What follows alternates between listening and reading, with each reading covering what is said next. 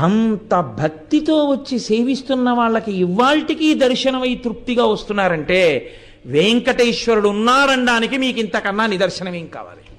నేనంటాను, ఆనంద నిలయంలో వెతక్కండి వెంకటేశ్వరుడి కోసం. వెంకటాచల క్షేత్రంలో ఉన్న సామాన్యుడు తృప్తితో వెళ్ళిపోతున్నటువంటి ఆనందంలో మీకు వెంకటేశ్వరుడు కనబడతాడు. అక్కడున్నాడు.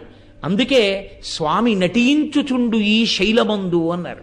ఆ పర్వతం అంతటి మీద ఆయన నర్తిస్తూ ఉంటాడు.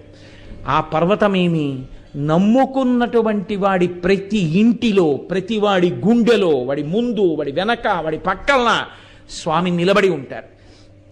ఆనాటి నుండి ఈనాటి వరకు వెంకటేశ్వరానుగ్రహము అన్న మాటకు అర్థం, ఏమీ నాకు తెలియదు స్వామి అని చెప్పినటువంటి వాడిని ఆయన అనుగ్రహిస్తాడు. నాకు ఇది తెలుసు అనుకున్నవాడినో, నేను ఇంత గొప్పవాడిని అనుకున్నవాడినో ఆయన